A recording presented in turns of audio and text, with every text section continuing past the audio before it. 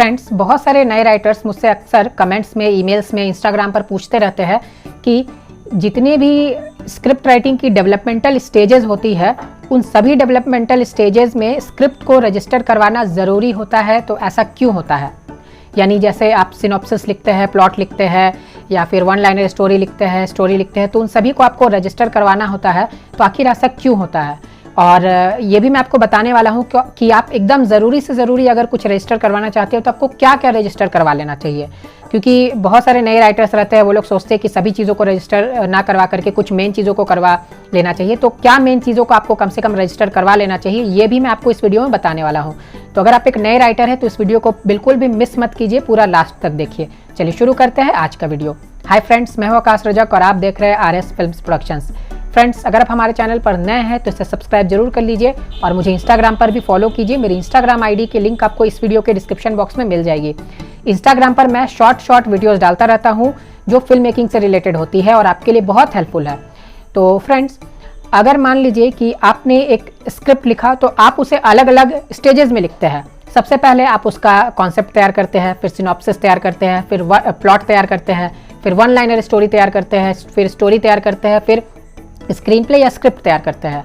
तो आप सबसे पहले ये जान लीजिए कि इन सभी डेवलपमेंटल स्टेजेस में स्क्रिप्ट को रजिस्टर करवाना क्यों ज़रूरी होता है। क्योंकि देखिए, बात यहाँ पर यह आ जाती है कि अगर आपकी स्क्रिप्ट किसी दूसरे के स्क्रिप्ट के साथ मैच हो गई, तो अगर आपने उसे सभी डेवलपमेंटल स्टेजेस में रजिस्टर करवा करके रखा है तो ये आपके पास प्रूफ रहेगा कि आपने इसे डेवलप किया है। आपने इसे एक छोटे से कॉन्सेप्ट से धीरे धीरे आपने उसे डेवलप करके स्क्रिप्ट का रूप दिया है। और फिर कभी भी मान लीजिए कि जैसे अगर आपका प्लॉट मैच हो जा रहा है, सपोज मान लीजिए कि आपके स्टोरी का प्लॉट और किसी और के स्टोरी का प्लॉट मैच हो जा रहा है, तो उसमें अगर वो आप पे कॉपीराइट क्लेम करता है तो भी आपको कोई परेशानी नहीं होगी अगर आपके पास ये सभी चीज़ें रजिस्टर्ड होंगी तो। क्योंकि जाहिर सी बात है कि आपका प्लॉट अगर मैच कर गया तो आपका स्क्रिप्ट तो मैच नहीं करेगा, क्योंकि स्क्रिप्ट जो है ये एक बहुत ही विकसित रूप होता है कॉन्सेप्ट का। तो ये धीरे धीरे आप कॉन्सेप्ट को जब डेवलप करके स्क्रिप्ट का रूप देते हैं तो इसमें संभावनाएं बहुत कम हो जाती है कि वो मैच करे किसी और के साथ।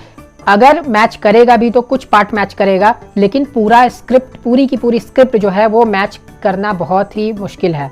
वो एक मान के चलिए कि वो एक इम्पॉसिबल की तरह है, जब तक कोई उसे चीट ना करे। अगर आपकी स्क्रिप्ट को कोई देख करके लिखेगा तभी वैसा वो लिख सकता है, नहीं तो कोइंसिडेंटली ऐसा होना इम्पॉसिबल है कि दो लोगों की स्क्रिप्ट हूबहू सेम हो जाए। उसमें डायलॉग्स का अंतर आ जाएगा, उसमें स्क्रीन प्ले का अंतर आ जाएगा, आपने जो घटनाएं लिखी है उसका अंतर आ जाएगा।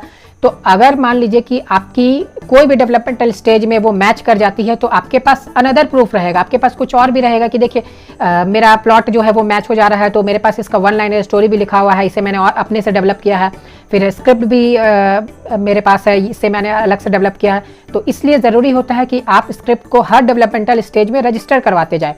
अब बहुत सारे नए राइटर्स जो है ये भी सोचते हैं कि सभी डेवलपमेंटल स्टेजेस में रजिस्टर ना करवा करके कुछ मेन चीज़ों को रजिस्टर करवा ले तो चलेगा। देखिए, बिल्कुल चलेगा।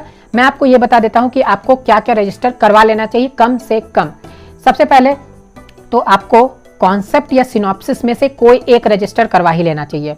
उसके बाद फिर आपको वन लाइनर स्टोरी और स्टोरी में से कोई एक रजिस्टर करवा ही लेना चाहिए। ज़्यादा बेटर रहेगा आप स्टोरी को रजिस्टर करवाएं। उसके बाद फिर आपको स्क्रीन प्ले और स्क्रिप्ट में से एक को रजिस्टर करवा ही लेना चाहिए। तो यहाँ पर तीन बातें आ गई, यानी तीन चीज़ें आ गई। सबसे पहला कॉन्सेप्ट या सिनॉप्सिस, दूसरा हो गया आपका वन लाइनर स्टोरी या स्टोरी, और तीसरा हो गया आपका स्क्रीन प्ले या स्क्रिप्ट। तो ये तीन खाली अगर आप रजिस्टर करवा करके चलेंगे तो फिर आगे आपको परेशानी नहीं के बराबर होगी और आप सेफ रहेंगे। तो कम से कम आप इन तीन चीज़ों को रजिस्टर करवा लीजिए। ये नहीं कि आपने सिर्फ सिनॉप्सिस रजिस्टर करवा लिया और उसके बाद आप उसका स्क्रिप्ट जो है वो सभी प्रोड्यूसर्स को भेज दे रहे हैं, वैसा नहीं होना चाहिए। या फिर आपने सिर्फ स्क्रिप्ट रजिस्टर करवाया है और फिर आप सभी को भेज रहे हैं। आप कम से कम इन तीन डेवलपमेंटल स्टेजेस में स्क्रिप्ट को ज़रूर रजिस्टर करवा लीजिए, तो इससे आप फायदे में रहेंगे। और यकीन मानिए, जो भी मैं बातें आपको बताता हूँ ये मैं अपने एक्सपीरियंस से आपको बता रहा हूँ। तो अगर आप इन चीज़ों को फॉलो करके चलेंगे तो आप हमेशा सेफ रहेंगे, और मेरा काम ही है कि आप लोगों को हमेशा सेफ रखना। तो उम्मीद है कि आपको बातें समझ में आ गई होंगी। तो जल्दी से कर दीजिए वीडियो को लाइक और शेयर। फिर मिलते हैं हम लोग एक नए वीडियो के साथ, तब तक के लिए बाय बाय। अगर आप प्रोफेशनल तरीके से स्क्रीन प्ले राइटिंग सीखना चाहते हैं तो आप फिल्म राइटर डायरेक्टर आकाश रजक द्वारा लिखी गई इस पुस्तक को जरूर पढ़ें। इस पुस्तक का नाम है कॉन्सेप्ट से स्क्रीन प्ले तक का सफर। इस पुस्तक में आपको concept, one liner story, screen play कैसे लिखी जाती है ये बताया गया है और सबके सैंपल्स भी दिए गए हैं। इसके अलावा इसमें बहुत सारे टॉपिक्स भी दिए गए हैं जो एक राइटर के लिए जानना बहुत ही ज्यादा जरूरी है।